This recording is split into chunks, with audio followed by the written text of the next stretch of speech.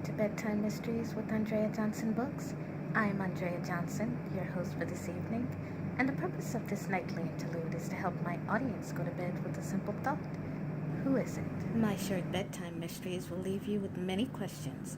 You will always end the evening with something to ponder or decipher. Tonight, we continue with part 4 of Instinctive Manipulations. A couple, only together for a few short weeks, when suddenly every single one of their past relationships start to die off. Is it simply jealousy or something far more sinister? In our previous segment, Derek and Regina made a crucial decision that'll impact their very lives. But did they make the right choice? Our story moves on to a place designed to serve and protect, but it is what they serve that will be the object of one man's question.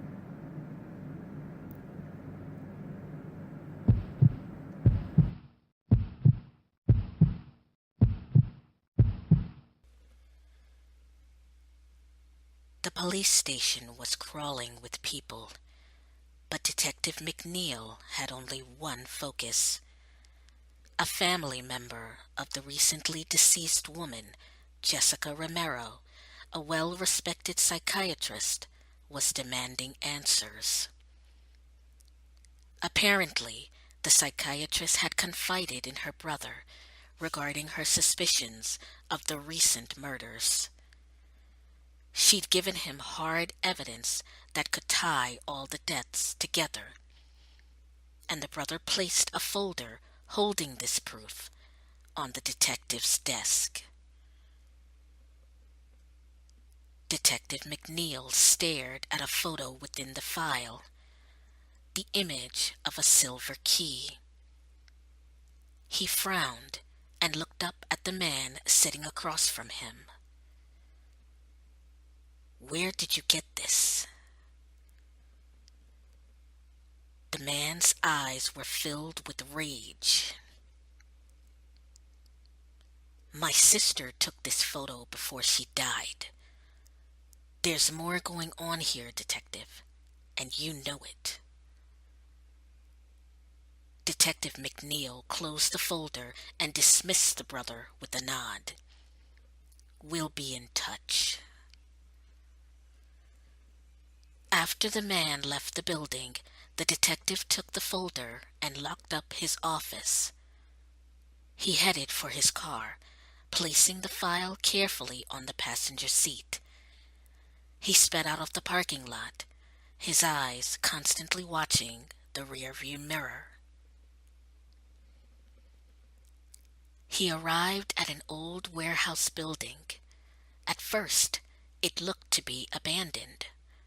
A large, forgotten pile of construction kept away from pedestrians and passerby. But on closer inspection, there was smoke coming from the roof, evidence of human occupancy. The detective entered the warehouse and walked down a long, darkened hall. He entered a large room and closed the door. He opened the folder and threw the photo out. It floated softly to the ground. "We have to hurry. There's too many loose ends." He spoke into the dimly lit space. His voice echoed back at him. "They know about the key." After several moments of silence, the photo was picked up from the floor by a gloved hand. A monotone voice responded from the darkness. "Can we still rely on the police department's support?" Detective McNeil grunted, feeling his automatic obedience. "Of course. The entire department is always at your command." The gloved hand crumpled the photo of the key. There was a controlled and calculated violence behind the simple act. The voice spoke to the detective. Then there's no time to waste.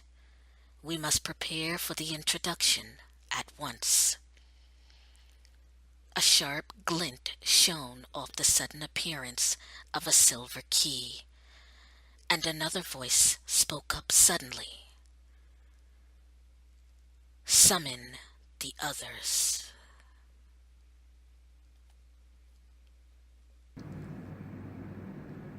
I hope you enjoyed tonight's segment of Bedtime Mysteries with Andreajohnsonbooks, and I hope it left you with a question. Who was Detective McNeil talking to in that warehouse? And who were the others that strange woman was summoning? Have you figured it out? Tune in next week for the continuation. Bedtime Mysteries can be seen Monday nights at 8 o'clock Central Standard Time. Please like my page on Facebook at Andreajohnsonbooks. You can also follow me on Twitter at AuthorJohnson78 or on Instagram at Andrea the Creative Author. You can also visit my site at Andreajohnsonbooks.com. I wish you a good night, sleep tight, and don't leave your windows open tonight.